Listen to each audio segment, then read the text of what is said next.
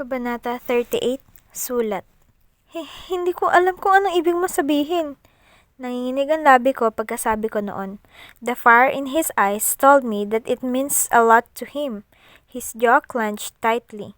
I can see his face move with its intensity, ngunit unti-unti rin siyang nanghina at kumalas. Pumunta tayo sa bahay ko. Gagamutin ko ang sugat mo. Dumidilim na. Dahan-dahan akong tumayo para sumunod sa kanya. Ilang sandali pa ang lumipas bago ko napagtanto kung bakit ako sumusunod sa kanya. I should be heading to our mansion and just leave him alone. I want him to leave me alone actually. Pero bakit ngayon parang ako pa yata ang sumusunod sa kanya dahil lang gusto niyang sumunod ako? He opened the white wooden gate of his house.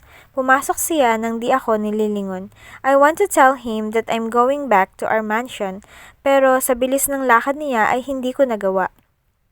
May ilaw na sa ilalim ng mga maliliit na coconut trees. Iyon ang nagsilbing ilaw sa pathway patungong porch ng kanyang mansyon. May ilaw na rin sa mga lampshades ng kanyang porch. He opened the front door at umilaw agad ang buong bahay pagkapasok niya. Dire-diretso ang lakad niya. Lumiko lamang siya para pumunta sa isang silid malapit sa sala. "Engineer," I called so I can tell him I'll go. Dahan-dahan akong pumasok.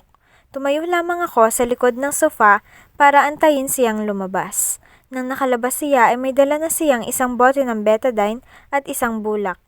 I clearly remember that he tended my wounds 5 years ago. Parang bumalik sa akin ang lahat. "Uuwi na ako. Gabi na, upo ka riyan."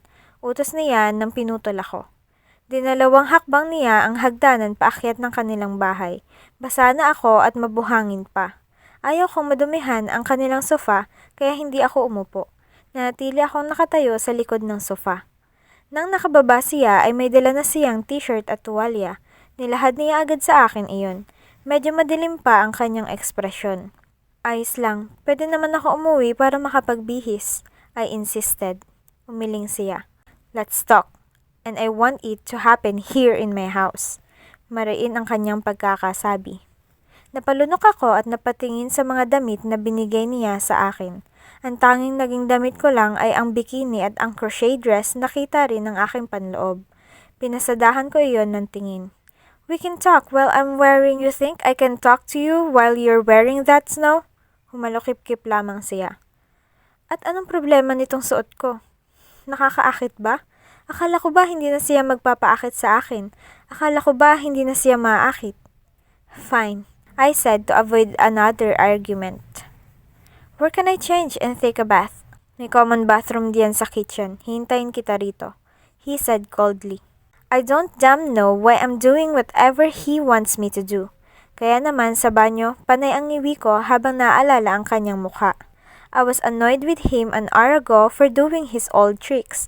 Nagilty lamang ako nang sinabuyan ko siya ng buhangin at agad naman siyang nagalit dahilan kung bakit narito ako ngayon. Nasa kanya ang singsing? Paano nangyari iyon gayong itinago ko iyon sa kwarto ko? Ang tanging nakita ko sa kanyang banyo ay isang floral scent shower gel at shampoo. Hindi niya ako pinagbisa sa sarili niyang banyo at dito talaga sa common bathroom. Not that I want to go to his room. Inirapan ko ang sarili kong pag-iisip. Mabilis akong natapos. Masyadong malaki ang damit na ibinigay ni Engineer Riego sa akin. Maging ang shorts ay hanggang baba ng tuhod ko. Nagmumukha akong kawawa dahil dito. And he thinks I have the guts to show up to him like this? Ang basang bikini at dress ko ay nilagay ko muna sa isang hanger na naroon sa kanyang bathroom. Kukunin ko iyon mamaya kung sakaling makapagbihis na ako sa bahay. I don't have spare undies, but the t-shirt and shorts he gave me was thick enough to cover my boobs or my down there. Or at least, that's what I thought. I am not comfortable. Dapat ay makaalis na ako agad. Kung bakit pa kasi ako sumunod sa kanya rito. "I'm done," I said calmly as I walked out of the kitchen and headed for the living room. Naroon siya sa hamba ng pintuan, nakatayo. Sa kanyang kamay ay isang baso ng whiskey at ang kanyang ekspresyon ay madilim pa rin ngayon. Hinagod niya ako ng tingin mula ulo hanggang paa.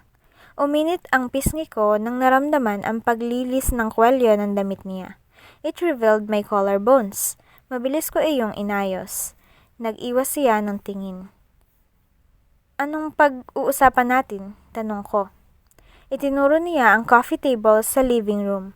There, I saw the things that's supposed to be somewhere in our mansion. Ang sketch na ginawa niya 5 taon na ang nakalipas. Ang singsing na pearl at isang maliit na puting papel na tinuping mabuti. Why is it with you? Nilingon ko siya. So, it is yours, ha? Ang matabang sa kanyang tinig ay hindi nakatakas sa akin. It's mine, obviously. You gave it to me 5 years ago. At sinoli mo sa akin 5 years ago. He cut me off again. Hindi ko sinoli yan. Oh, really? Humakbang siya palapit sa akin. Napaatras ako ng isang hakbang. Habang tinitingnan ang kadiliman ng kanyang ekspresyon, ay nangingilabot ako. I feel like his anger can't be fathomed. Sumibol sa aking puso ang kakaibang takot para sa kanya. Kilala ko ang sulat kamay mo, Snow. Baka nakakalimutan mo. Sa ulo ko ang lahat sa'yo. Hinaplos ng kanyang hintuturo ang aking balikat hanggang sa aking siko. Nangilabot ako roon. Umatras muli ako ng isang beses para maiwasan siya.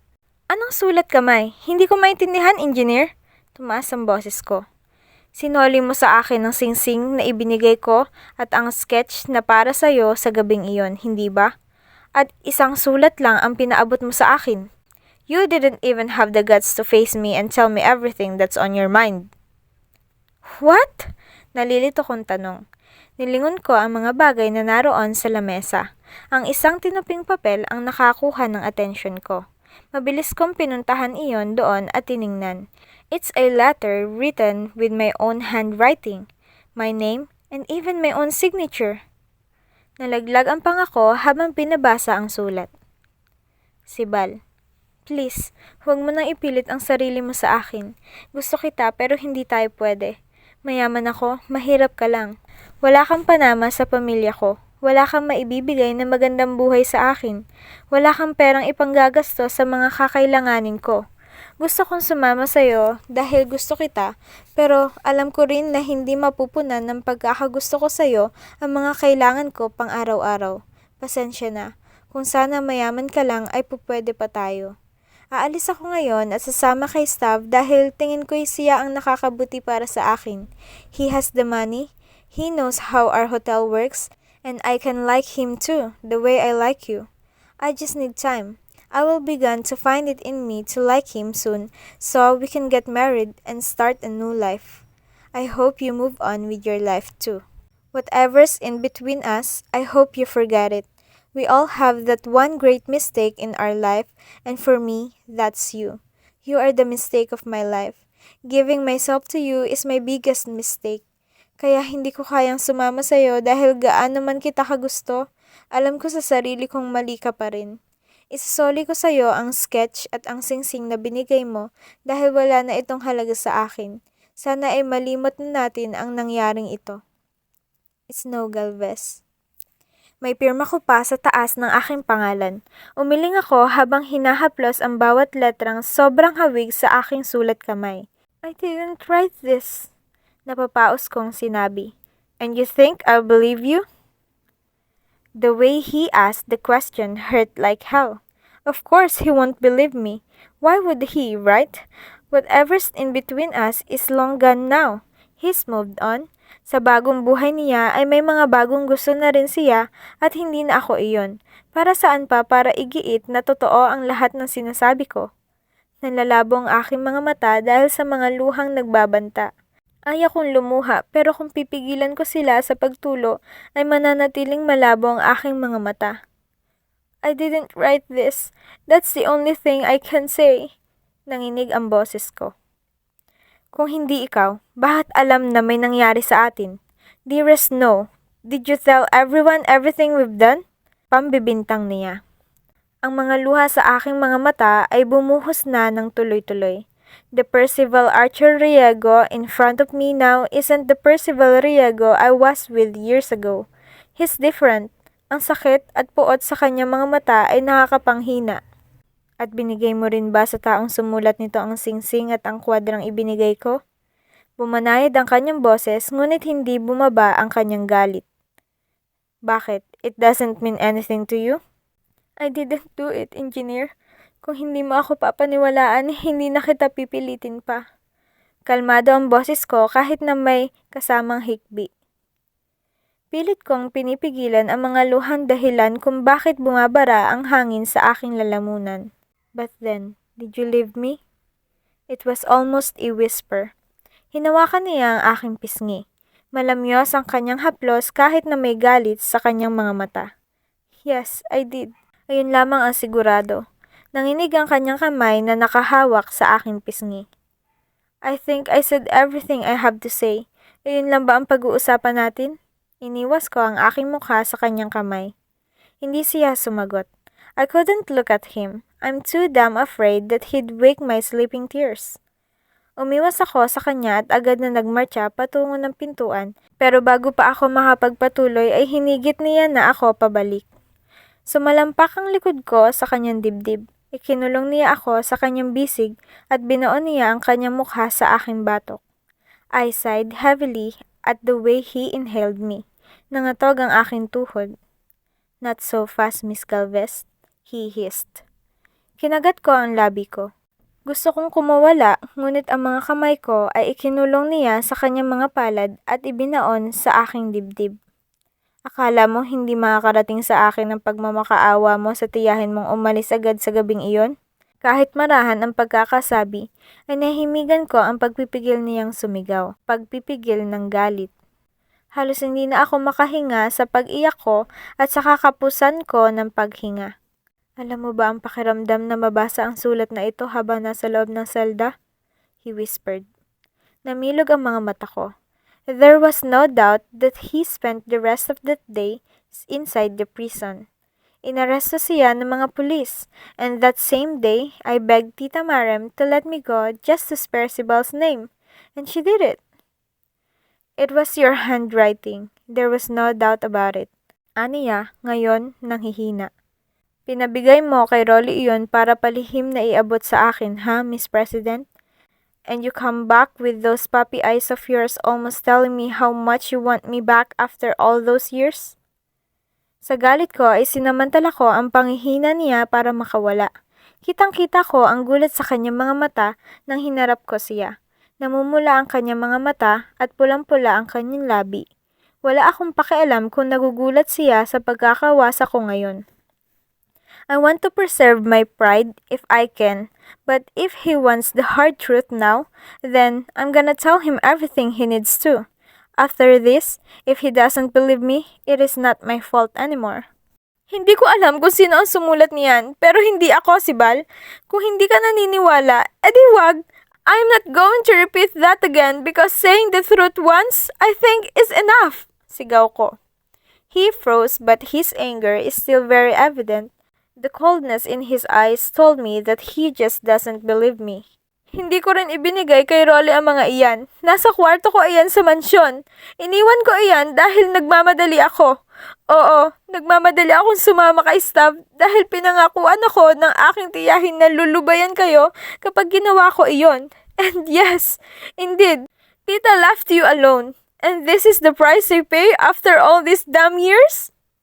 Frustration and anger kept me talking. Siguro ay nagagalit na rin ako dahil nakakapagod na. Matagal na akong sumuko. Kung matagal na rin siyang sumuko, sana iniwan niya na lang ako. Mas nakakabuti iyon sa aming dalawa. Yes!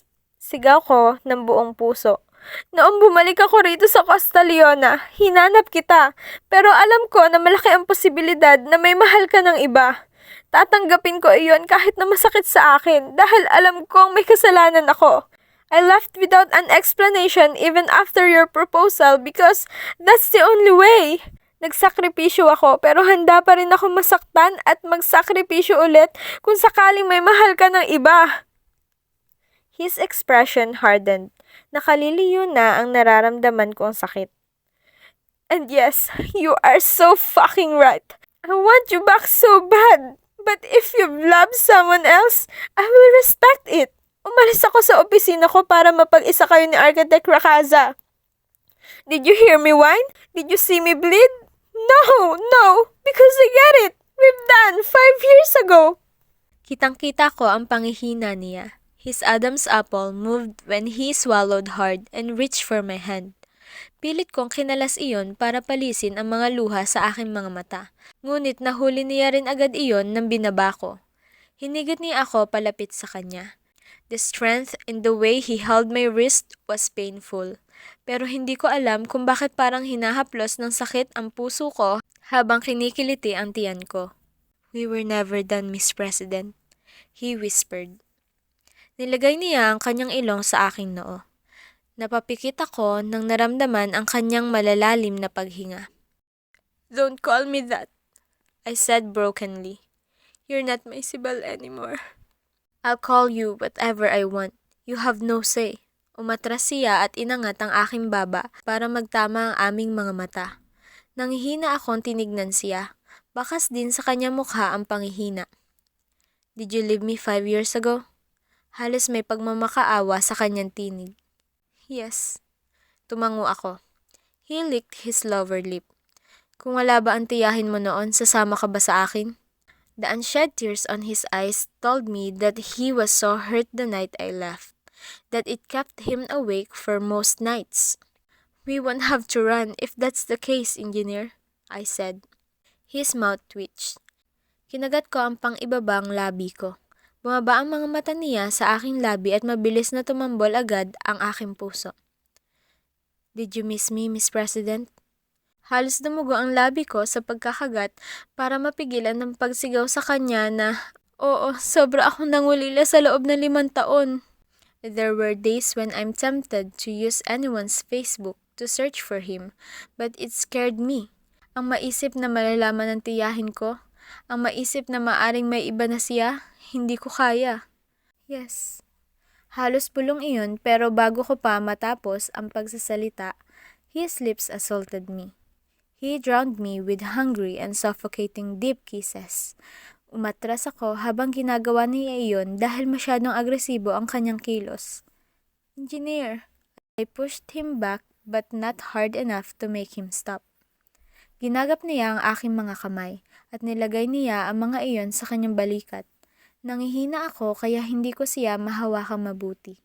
His hands were all over me, on my waist naking, on my breast, on my nape, almost everywhere. Sa gulat ko ay para akong nawala sa wisyo, ngunit kalaunan sa kanyang mga halik ay nakabawi ako.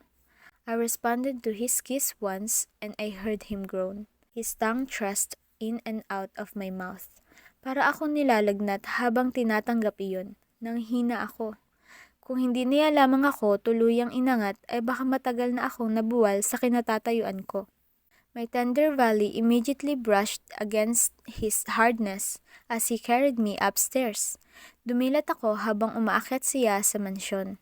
Nakita kong nakapikit siya habang umaambang hahalikan ng aking leeg. I pushed my head back so he can have more access to my neck. All rational thoughts are out of my head now. All I think about is my throbbing valley and the way his tight arms hold my body na parang babasaging kristal na maaring makawala. The hardness of his kept brushing on my throbbing folds. Para akong nagdideliryo habang naalala yung nangyari sa amin noon. I was so young and so damn crazy for him. Nagsisi ako sa nangyari dahil nagawa pa iyong rason ni Tita Marem laban sa kanya. Pero ngayon, wala akong maisip kundi siya. If giving myself to him once again would lessen the pain I gave him when I left, then I will gladly give it to him. Iyon lamang ang tanging naisip ko. Ibinagsak niya ako sa isang malambot na kama at agarang dinaganan. Ang kanyang isang kamay ay pumailalim sa aking t-shirt. I sucked in my breath when his fingers twisted its peak. Si Bal's eyes darkened with desire. Halos mangilabot ako. Kahit medyo dim ang lights, ay kitang-kita ko ang pag-aalab ng kanyang mga mata. Hindi ko na namalayan na nahubaran niya na ako ng t-shirt. All that's left on me is his shorts. His hot mouth covered my breast while his other hand molded its peaks. Ang isang kamay niya ay hinahaplos ang tiyan ko pababa. With each touch, I can't recognize my own groan. His tongue flicked on the buds. Halos sabunutan ko siya sa ginagawa niya. Kinagat ko ang labi ko nang sumagi sa aking isipan ang tanong kung nagkaroon din ba siya ng ganito habang wala ako. But thoughts disappeared when his other hand reached for my thighs. Pinarte niya ang dalawa at pakiliting hinaplos ang gilid ko. Tumindig ang balahibo ko sa kanyang ginawa. I bit back my supposedly cry for more. Every time his index finger reached near it, my desire heightens tenfold, and he wouldn't even try to go there immediately. He sucked the tender flesh of my mounds as his other hand continued tempting my cries. Pride na lamang ang nagpipigil sa aking magmakaawa sa kanyang hawakan akong mabuti. And I didn't even know I still have that now. My whole body was so flushed with every kiss he gave me. Wala siyang pinalampas, kahit ang aking puson, pataas sa aking malambot na dibdib, ang aking leeg, ang baba ng aking tainga, ang aking pisngi, at muli ang aking labi. My frustration drove me insane. It was like he was tempting me too much and he wouldn't give me what I really want right now. Nililis ko pababa ang garter ng kanyang trunks at ginagap ko ang kanyang kabuuan. Halos mamilog ang mga mata ko nang hinawakan ang kanya. I knew it was already hard when it brushed me, but I didn't know it was this. Damn, he matured so much. But then again, I couldn't hardly remember how exactly it was years ago. But tonight, it was so hard my fingers couldn't even reach each other. Kinagat ko ang labi ko habang marahang inangat baba ang aking kamay, mimicking what happened between us years ago. Yes, I didn't forget. Even in my dreams, it haunts me. Kahit pilit kong kinakalimutan ang nangyari dahil sa guilt. Dapat ay matuto kang magpigil simula ngayon, Miss President. It's for your own good. He whispered and his hand immediately moved to my folds. Natigil ako sa ginagawa nang naramdaman ang elektrisidad na kumawala galing doon, patungo sa bawat hibla ng aking katawan. My world shook and hot wet liquid gushed in between my thighs. Engine! I couldn't finish what I call him as I tried to keep up with what I'm feeling. Fuck, Miss President, he whispered on my ear as I clung to him, waiting for my world to fully stop shaking. His fingers brushed my folds as my world continued to spin. The familiar feeling only he could give made me moan continuously. Nang pumirmi ang aking hininga ay marahan niyang tinutok sa akin iyon. His maleness pushed his way down to my depths as I cried to welcome it in me. Halos dumugo ang aking labi nang naramdaman iyon lahat sa akin. I clung to him tightly para lang makalimutan ang nagliliyab na sakit. Nangako ako sa iyong pakakasalan muna ulit kita bago mangyari itong muli.